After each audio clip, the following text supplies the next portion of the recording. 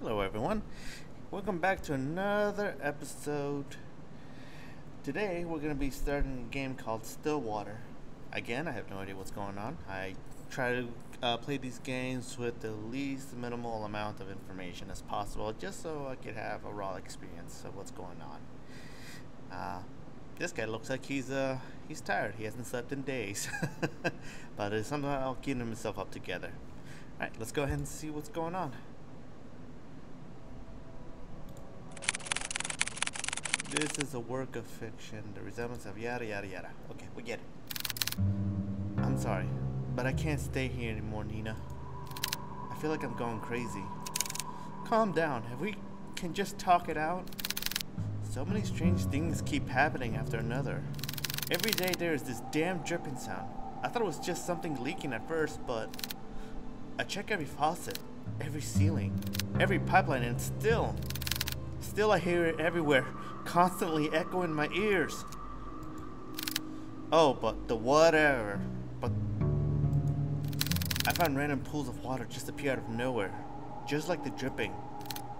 But it's at night. It's at night when it comes. I don't know if it's my paranoia, but I swear I could hear footsteps walking along the hallways, walking on pools of water. They walk, and they walk, upstairs, then downstairs, and upstairs and downstairs and upstairs and downstairs and upstairs and downstairs and upstairs and downstairs and upstairs and downstairs, and it goes on and on and on and on like that. But somehow it does come to an end, and it ends all in front of your grandfather's room. I know that this is a lot, but you have to believe me. No matter how many times I clean, it just won't end. I can't stay here any longer. I'm sorry, Nina. It's okay. I understand. Thank you for taking care of my grandfather. Nina, please listen to me.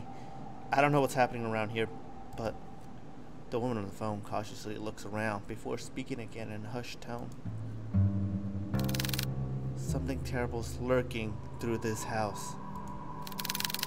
I don't know what it is, but please, as soon as you get back, take your grandfather and just leave this place. And you can see his shadow standing over the grandfather. I just can't leave. That's my home. Please, Nina. This place, it's not safe. I don't know what you saw, but I can't just leave things like this. It's my home. It's my home.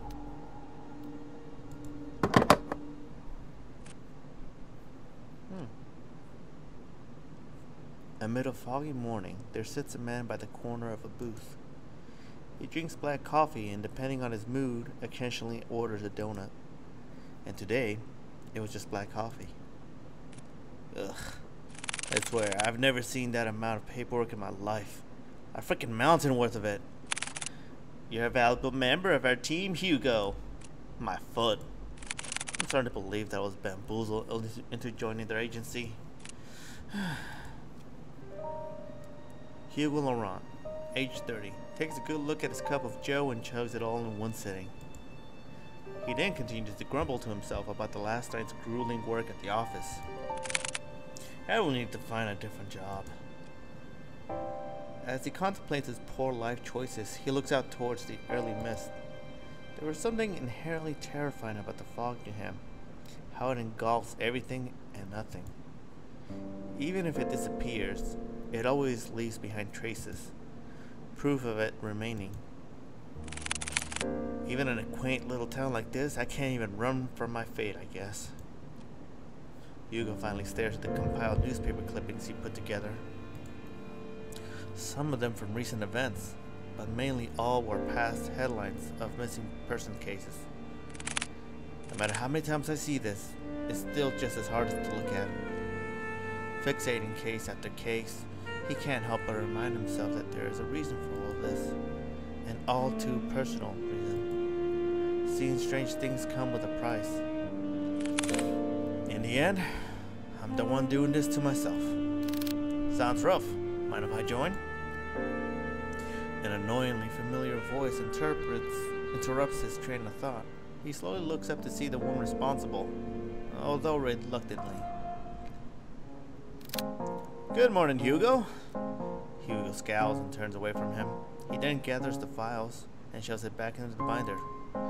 Meanwhile, the tall man takes this as initiative and sits at the opposite end of the booth.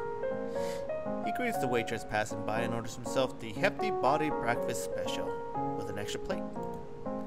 As usual, the waitress is happy to oblige and goes back to the counter to relay his order. The man then looks back at Hugo. He sees the empty cup and the now jumbled newspaper clippings, all the while Hugo's trying to ignore him. You really should eat something with that black coffee. Not ordering any donuts today? I'm fine, Noah. I'm just not in the mood, okay?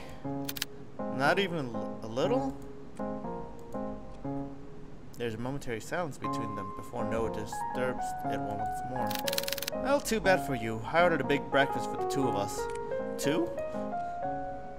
As if the world could grace Noah with an even more perfect punchline, the food arrives. That was quick. That's quick service right there. Why the hell did you order for the two of us? Just eat what you want to eat. Don't worry about me. Wow, this looks so delicious, right, Hugo? Are you even listening to me? Come on. We both know that if you don't eat now, who knows when you will. And I'm not about to let you faint again. So open wide. Noah de Leon, age 27, a natural-born charmer, is just as equally persuasive as he is threatening. With a pensive look, Hugo finally gives in and eats the generous spoonful without further complaints. It's good, right? Good food will always help cheer you up. Damn him, I got swept away again. Oh, by the way, the chief will be out for a business trip. She mentioned it will be for a couple of days. When did she tell you this? I didn't hear anything about it. Yesterday, I think. Yesterday? She told me to sort out the cabinets yesterday. She didn't mention anything about a business trip. I guess that was a pretty sudden one. Well, I mean, she did tell me to tell you. And lucky me, I know where you go every morning. You know what? I'm not surprised anymore. Well, what do you want to do? We technically had the day off. I'm gonna head back to the office. There's a couple of boxes I didn't get a chance to sort out. In that case, I'll come with you. Why? You could just rest for the day? And pass up this opportunity to get to know you better? Quit it. After their enlightening banter, the two of them finish their breakfast, pay for their meals, and head to Hugo's car. As Noah opens the door to the passenger seat, he notices a bloodhound sleeping inside. Oh my god, it's adorable! The big dog stirs at the sound of the car opening and lazily stares at Noah. I'm sorry, big guy. He then closes the door while trying not to make too much noise to disturb its occupant. Colby. At the sound of his name, his heavy-lidded eyes slowly peek to see who calls for him. It is his one and only partner, his human. As if finally realizing who he is or where he is, the old bloodhound stirs up from his sleep, pounces at Hugo, and proceeds to wag his tail uncontrollably. Good morning again, Colby. Had a nice nap?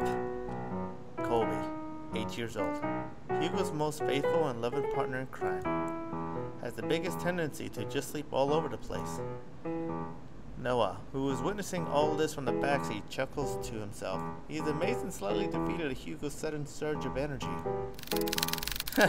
It doesn't matter how many times I try. When it comes to boosting up his mood, no one could beat Colby.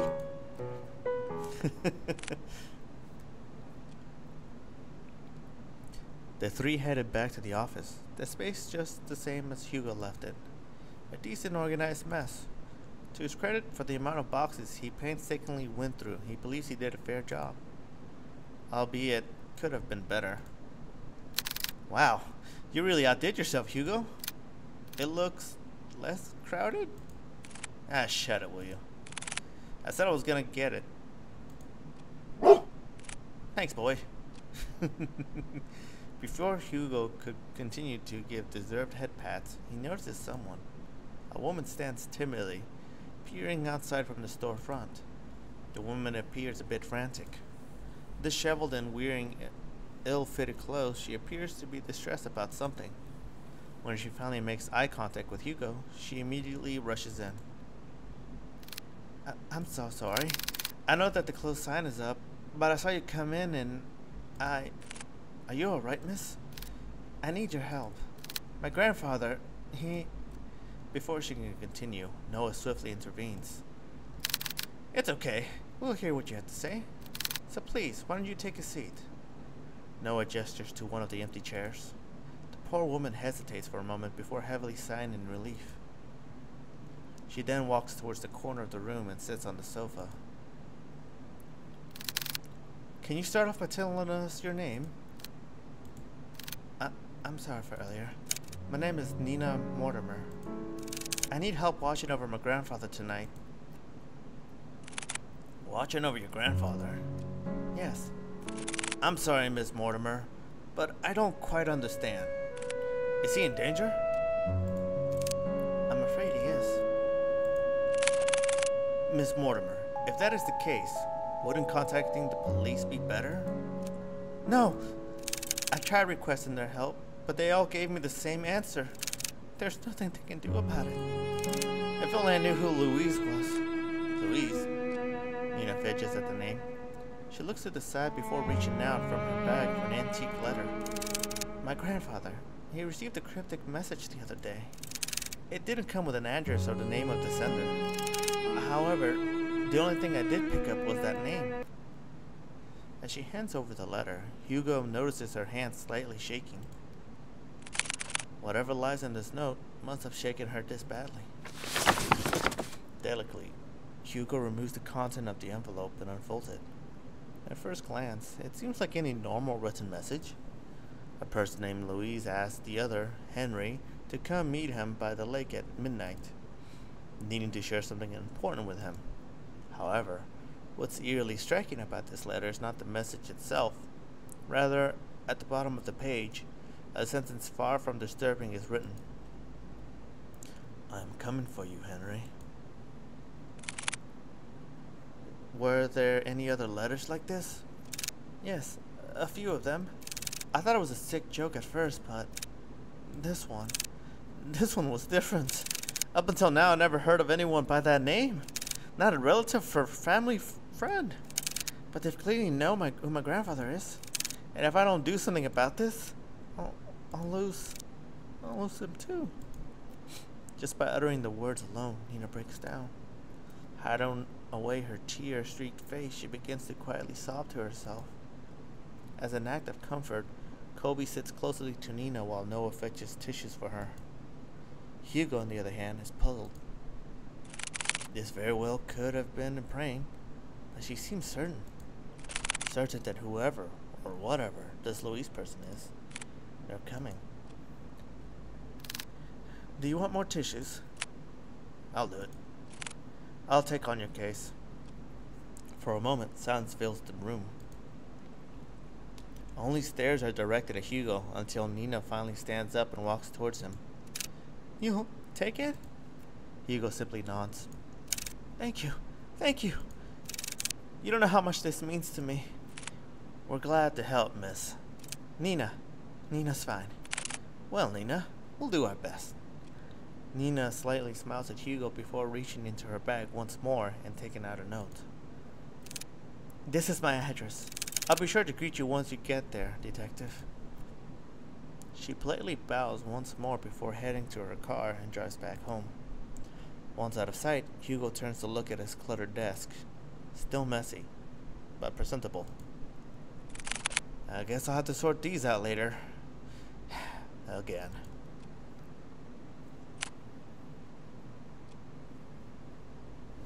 From the ongoing downpour to the quiet hums of the car, they sit in silence.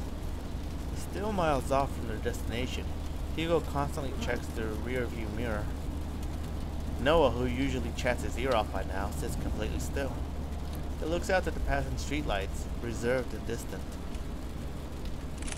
Hey, you're a lot quieter than usual. What's wrong? This is a surprise. Have you been looking at me, Hugo? No, you idiot. Usually you just talk a lot, that's all. So, do you miss me talking a lot? Just say it. I didn't want to offend Nina earlier, so I kept quiet until she finished. But it's her last name that caught me off guard. Have you heard about the Mortimers? They're a pretty distinguished family. Well, they used to be. What do you mean? They've been struck with so many tragedies that over time people began to believe they were cursed or something. Every other year, I would see a headline on the local news about one of the family members' deaths. And you know what's strange? All of them have been labeled as accidents. No foul play, no nothing. Just another unfortunate event for the family. Maybe I understand why she wouldn't go to the police. She probably thought they perceived her as paranoid or hysterical. Or worse, crazy. I can't imagine all of this for Nina. And most of all, who knows what we'll find there. Is that why you decided to come with me? Well, partially. I'm more worried about you, though. Think of it this way. I'm the appointed driver. When you decide to do something pretty reckless shit, I'll be there to drive you to the local hospital. Ugh. Besides, two are better than one. Exactly. I was fine with Colby coming with me. Good old Colby. Of course he counts. He's people too. Well, have you heard that 3 is better than 2? Ugh. Yeah, and 4 is better than 3, and 5 is better than 4. What's your deal?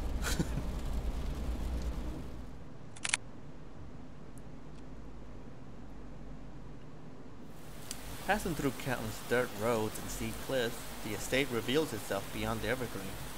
Nice place.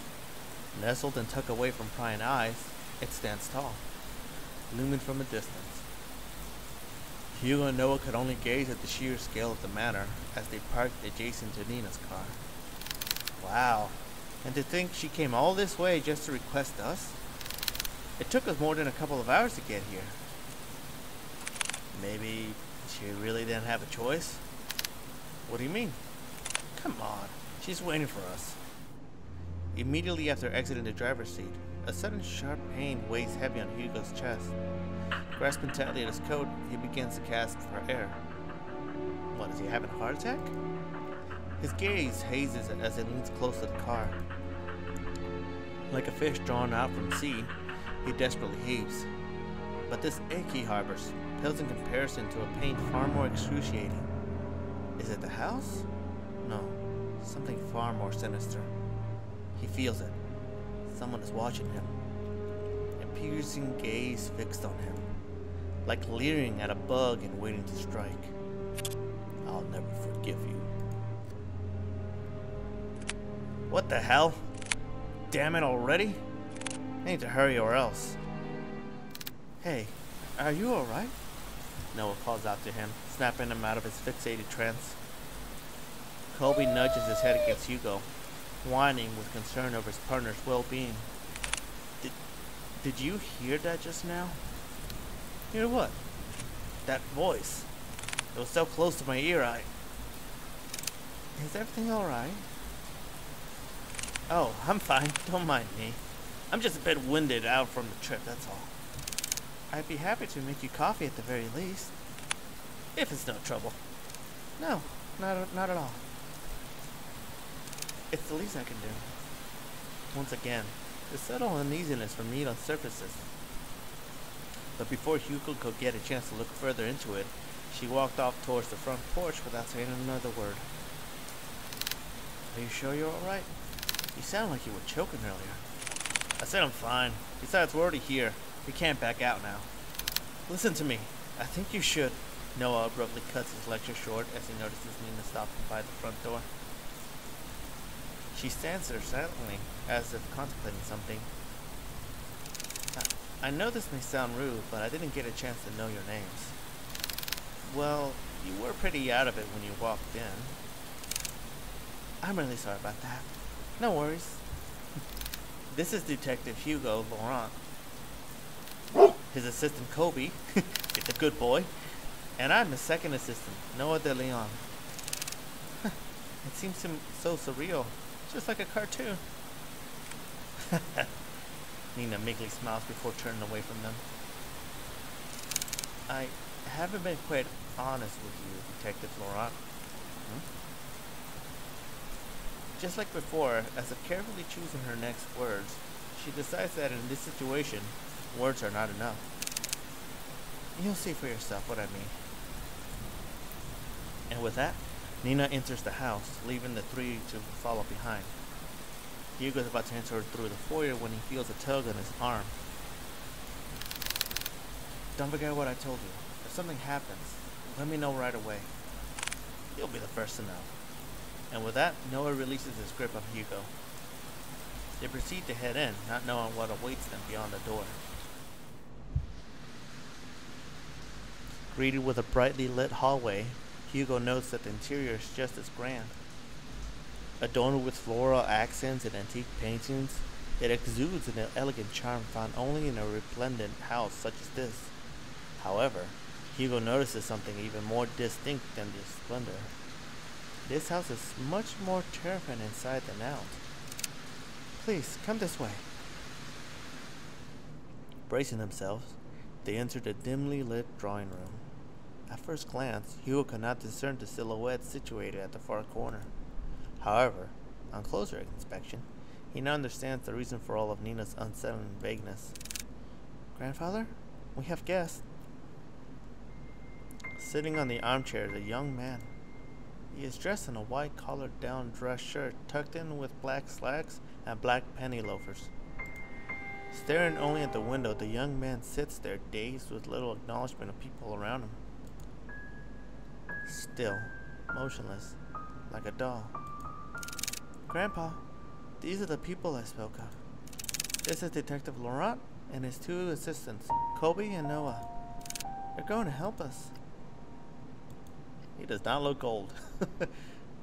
Even after introducing them to the head of the Mortimer estate, Hugo and Noah could not help but feel unnerved. The man before them is supposed to be frail and older than any of them, and yet here he remains, forever unchanging, forever young. They've come a long way, so I'll be making some coffee. Would you also like some, Grandpa? The young man still does not reply back, never glancing at Nina or anyone else in the room, only fixed on the ring. I'll be sure to make a copy for you too. She then timidly gestures to Hugo and Noah to back to the foyer. Bearing more questions, the two follow Nina outside. But before they leave the drawing room, Hugo takes one last look at the young man. There is an all too familiar air about Henry Mortimer. His eyes, they're similar to his own. Whatever he must be longing for, Hugo knows it will not end well. Nina, that man. Yes, he's my grandfather. The one I asked you all to watch over. I know this is hard to believe, but Nina draws something out from her pocket. It's an antique picture of a young man with slicked back hair wearing a luxurious suit. He appears to be poised and refined, a complete contrast to the current Henry Mortimer. This isn't much to go by, but I swear he is the same person. Then why does he look so young? It happened a few nights ago. I was on my way to get a cup of tea when I heard a loud thud coming from my grandfather's room. I was worried that something fell over, so I went to go check. When I opened the door, I found him collapsed on the ground. I rushed to help him up, but when I did, he looked so different. So many things were rushing to my head, and yet he felt so familiar to me. He wore the same clothes that my grandfather wore that night. And his face, I recognized his face. He just looked younger. That was also the same night I found that letter. It was next to him, already opened. I'm sorry again for all of this. No matter who I went to, they either said something was wrong with me or my family. With everything going on, maybe they're right. The pools of water, the dripping sounds, the letter, and now this. Maybe my family is cursed. They're not. Curses aren't real. Detective? I think we easily get too involved in believing that sort of thing exists. In reality, the ones who fixate on it feeds off of it. Rumors, doubts, lies, all of those things are what they want to become real. Deep-rooted emotions like that can't possibly heal or fix right away. But like a curse, those emotions drag other people down with them. Personally, I think you were caught up in all of this. But I assure you, we'll see this through. You look so annoyed. For you and your grandfather. Thank you. Good. Now, our first priority is to find out more about Louise.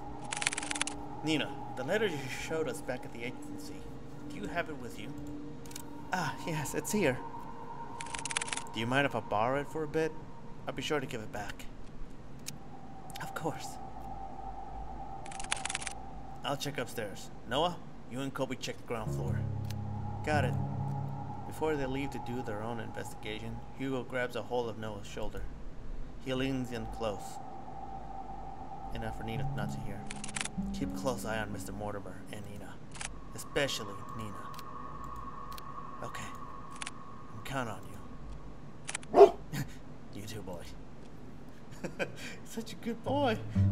And with that, Hugo heads upstairs, starting his investigation.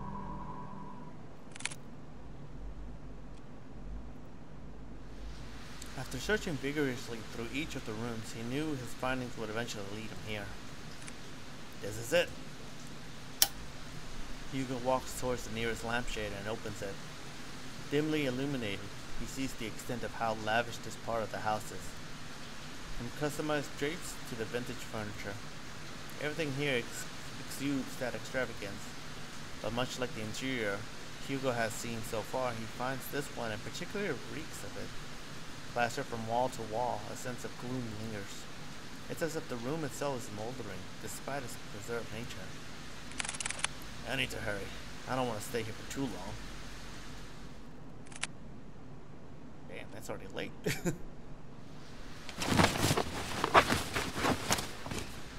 He searches and searches, still with no sign of anything.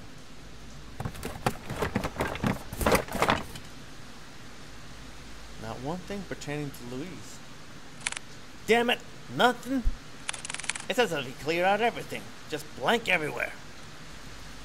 No, it has to be here. I'm just missing something. He ponders again before remembering the letter. This is the only proof Louise exists so far. I'll try to read it again. Maybe I overlooked it. As he takes the letter out from the envelope, he notices a change within. Bearing no foreboding thread at the bottom of the page, it looks just like a regular letter. What the? If you can't come, then I understand. It's pretty dreary after all. But if I can ask one last favor of you, could you keep my locket? I know this is selfish of me, but I'd like for you to have it. I'd be happy knowing it's with you. Thank you for everything, Henry. Forever yours, Louise. It is the same Louise? I thought he was the cause of all this. I don't understand. Without warning, the sound of a click can be heard across the bedroom, as if something unlocked itself. Hugo turns around and sees at the foot of the bed a chest. Unlike the other furniture, its dark and rustic features have not been maintained well, left to rot on its own. Preparing himself, he opens the chest. Inside, scrambled together a bunch of notebooks and small trinkets. Hugo continues to rummage through when he stumbles across an old newspaper article. Young man found dead by the lake. Huh? An unidentified young man was found on the morning of 3 days prior to his death, according to police. Ruled out as suicide, police have claimed that the troubled youth drowned himself. This certainly is a tragic loss, an unfortunate event indeed, comments. No claim of his body has been made yet. Louise. By the corner of Hugo's eye, he spied a bright glint buried beneath the clutter. He reaches for it. A locket of brilliant gold shines unblemished, retaining a timeless luster. Inside it safeguards a picture of a young man with glasses, smiling brightly. This must be the locket that he was talking about. It's so pretty. I'm surprised it still shines like this. In this picture. Did he put this here? No. It might have been Henry. But why? Why would he store it away like this? What should I do? We're gonna take it for now. I should probably hold on to this for now. Hugo's about to put everything back into the chest when he feels a wet and cold sensation crawling up his leg. What? Water? A pool of water relentlessly spreads across the floor, already seeping into the chest. Damn it, no! Suddenly, the lights shut off. A scream is heard, followed by a myriad of shouts. Hugo's about to call out to Noah, but stops at the sight of pale feet before him. Looming over him stands a tall and ominous figure. His face is shrouded in complete darkness, devoid of any human emotion. It appears as a young man, but Hugo knows that it's far from it. No, this very thing is trying to imitate a human form. Trying to be human. Hugo could only stare back. Paralyzed with fear, he is forced to watch the horror as it slowly creeps towards him. It's just like before, the sensation of someone staring at him from within. But this time, it's drawing nearer, inching ever so closely. The words to call out to Kobe or Noah fail to reach out. Lodged in his throat, he struggles in pain. With his breathing shallow, he tries to force his body to move. And then, it stops. Looking down at Hugo, filled with nothing but malice and contempt, it speaks. Don't get in my way. All of a sudden, the door to the bedroom slams shut and the entity disappears. The tension from his body finally releases its agonizing grip, and he gasps desperately for air. His vision blurred and breathing jagged. He staggered towards the door. He yanks at the handle several times, but it's tightly jammed. Fuck! Noah! Kobe! To his dismay, he is only greeted with silence at the other end of the door. Damn it! From a distance, he faintly hears the sounds of Kobe's relentless barking as he gets further away from the house. Hugo rushes towards the window. He tries to pry it open, but just like the door, a heavy force prevents him from doing so. Fuck this! Frantically looking around the room, he spots a nearby chair. Without a moment sooner, Hugo grabs the chair and starts to strike the window. Bit by bit, the window cracks get larger with each blow, splitting off smaller pieces. What the hell is this thing made out of? Still trying to catch his breath, he musters all the strength he has left for a final blow. Damn you, just break already! Clearing out with the remaining glass shards, Hugo peers his head out to see any railing he can grab hold of. However, he discovers instead that the wall adjacent is covered in ivy. Despite how heavy the rain has drastically become, he reaches out for it, grabbing a handful of the vines. Carefully, he climbs at the window, gripping tightly and making sure he doesn't lose his footing. Yet to his luck, the patch of vines he clutches start to tear away from the wall. Out of desperation, he struggles to find his grip on another, but fails when his hand slips out of reach. Shit! Oh, that did not sound good. Clamoring wildly as he loses grip on the ivy, he crash lands down onto a thicket of bushes. Oh, good thing there were some bushes there. They're great for falls. Air forced out of him, he heaves uncontrollably, trying to even out his breathing. But even that is laborious. An immense pain spreads across not only his back, but his entire body. God, I'm getting too old for this. Although his body screams out in pain, he forces himself up. There's still time. I can do this. I have to do this. With staggering feet and haggard breathing, he makes his way to the place where it all started. To the lake where this tragedy starts and ends.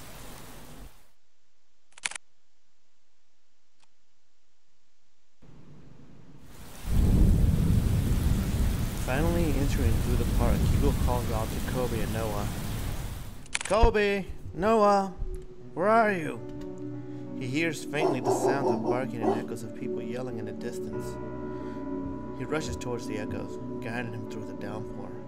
With his heart racing and blood rushing into his head, he finds his way to the lake. Drawing closer, he sees Nina giving chase to her grandfather. Unfortunately, she doesn't get too far as Noah stops her. Grandpa, stop! Grandpa! Let me go! My grandpa, he's... Nina, please, it's dangerous. You'll get hurt too. I don't care. I don't want to lose anyone anymore. It's at that instant Hugo trudges against the water, pursuing Nina's steed. Hugo! No, don't! Please falls deaf to his ears. Not even the whines and weary cries of his partner could make him turn back. Determined, he trudges further in. Near the end, he sees Henry Mortimer gazing directly at the abyss. He looks even more frail and disheveled, as if all the life had been drained from him, surrendering it all to the lake. Before Henry could lean in, Hugo reaches out and tugs at his arm. Mr. Mortimer, please listen to me. Nothing is waiting for you down there, so please, come back to the shore with me. Motionless and unresponsive, he still stares deeply into the water. There are so many things we cannot afford to lose in our lives, and you're one of them. To Nina, you're all that she has left. She needs you, Mr. Mortimer. Hugo felt it. A slight jolt from Henry's arm as if stirred by the mention of Nina. He slowly turns to face Hugo. Nina?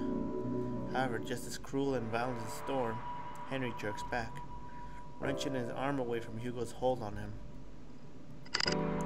All of this is my fault. If only I got to Louise sooner, then none of this would have happened. Henry inches even closer to the edge. Louise, I'm sorry. I should have. Should have what? Gone in his stead? Gone with him? You know that wouldn't resolve anything. Not for you or Louise. I read what he wrote to you those years ago. He understood if you didn't want to come see me. But the thing is, Mr. Mortimer, Louise never thought anything less of you. The locket is proof of that. Louise's locket. Yes, it's a symbol of his love for you. That's why. You don't have to shoulder all of that pain by yourself anymore. We can talk about it. About you and Louise. All of it together? Hugo extends not only his hand to him, but a promise. A promise that Henry had yearned for so long. A way to forgive himself. He hesitates at first. What fool believes that I deserve forgiveness? Such a thing doesn't exist. And yet, despite everything, Hugo still reaches out for him. To a stranger. Maybe he can be forgiven. Just as he was about to reach out for Hugo, a hand slithers around Henry's instead. Its arms unnaturally contort around him, while its head perches on his shoulder.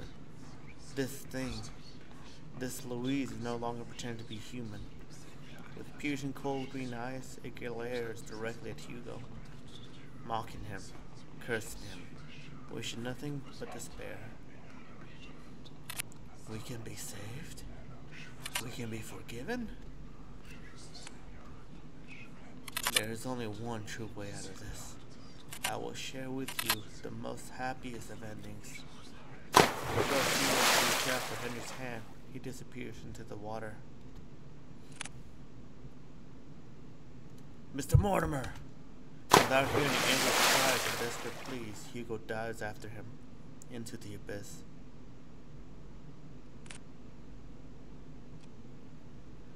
Plunging into icy waters, Hugo feels shock running rampant through his body, like spikes continuously piercing from his legs to the tips of his fingers, fiercely and unyielding. His chest tightens and his heart races as he begins to kick his legs. Hoping whichever way he goes, he'll find his way to Henry. Swimming deeper and deeper in, he sees faintly a figure slowly descending into the darkness. As he finally gets closer to Henry, long snake-like arms stretch across the void and grab Hugo's neck, violently squeezing all the air out from him. He tries desperately to wrench his hands away, but with each struggle, Hugo's movements begin to weigh heavier and heavier. Louise. Where are you, Louise? It's looking for Louise? Digging deep into his coat's pocket, he grasped tightly in his hands the locket that Henry kept and had long forgotten, holding it out as it shines ever so brightly in the dark.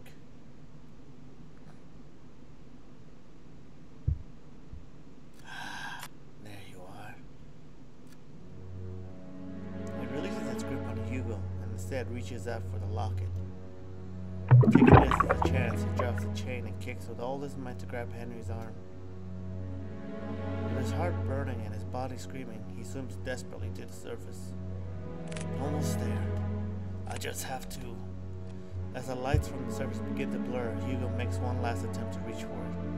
With his limbs worn out and his energy spent, this is all he can do. Before he loses consciousness, he notices a figure swimming towards them, getting closer and closer. And then, everything fades to black.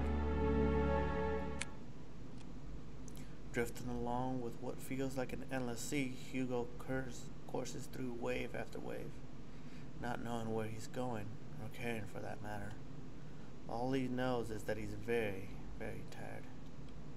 How long has it been since he had a good night's rest? It's been too long. Maybe I should take that rest now. I like that so much. I agree you deserve it, but not here.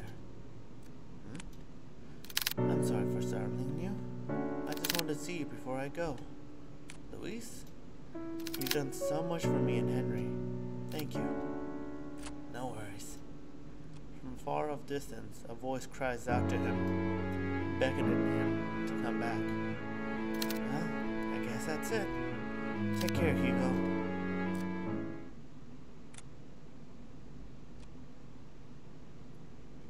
With his eyes closed and his senses still returning, he feels the constant tugs and licks of a certain bloodhound,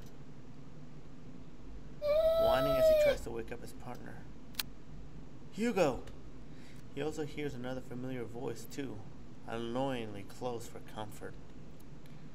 Eyes shot right open, he jerks up. Confused, Hugo looks around before he coughs up the remaining water in his lungs. Are you alright?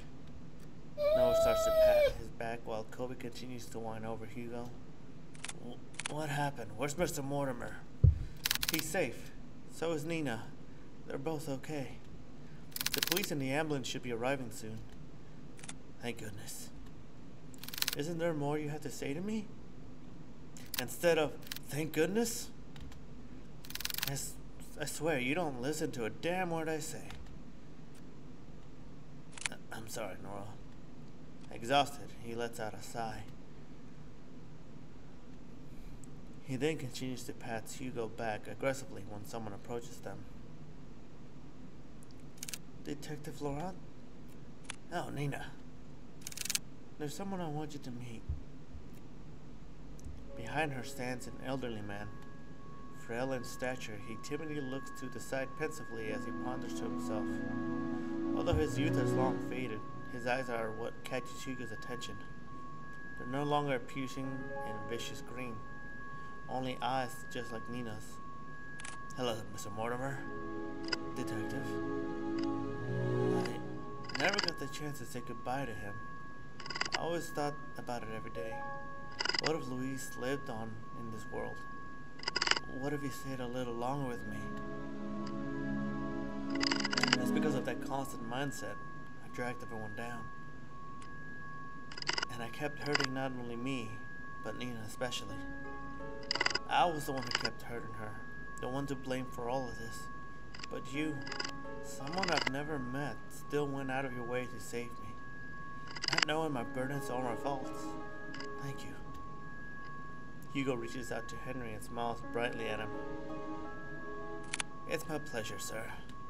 But before he lets go, Henry tugs at Hugo's hands one last time. I hope that someday, you too will overcome it. Huh?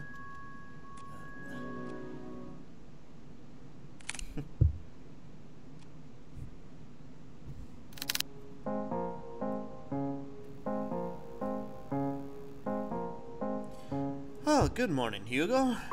You're bright and early. Morning.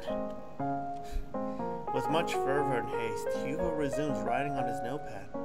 Although by closer inspection, he looks like he's going to combust any minute. Are you writing on the report? Without looking up, Hugo responds back. Yeah, for the most part. You still need to write yours too. I will. But since I hadn't had breakfast yet, and I don't like eating by myself. That was a really sweet guy. Let me guess.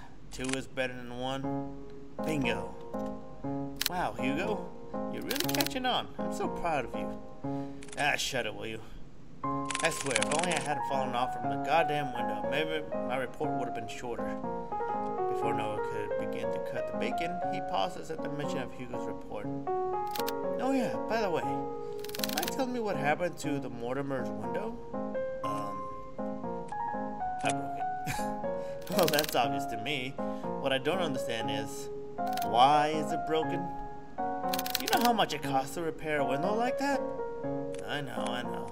It was really dumb of me. I'm sorry. Besides, I told Mr. Mortimer about it before we left. Honestly, I was expecting an earful from him. And also the bill. And, surprisingly enough, he said it was okay. So what? He just called it a day after all of that? Thank you so much, Mr. Mortimer. You broke it. You pay for it. Would you chill? Of course I'll pay for it. But each time I kept insisting, he just shrugged it off. Said that we already went through a lot for them, so this was nothing in comparison. Ugh. You know what? He's right. After all that we went through, I deserve at least a nap. Hugo puts down his pen and proceeds to head for the couch.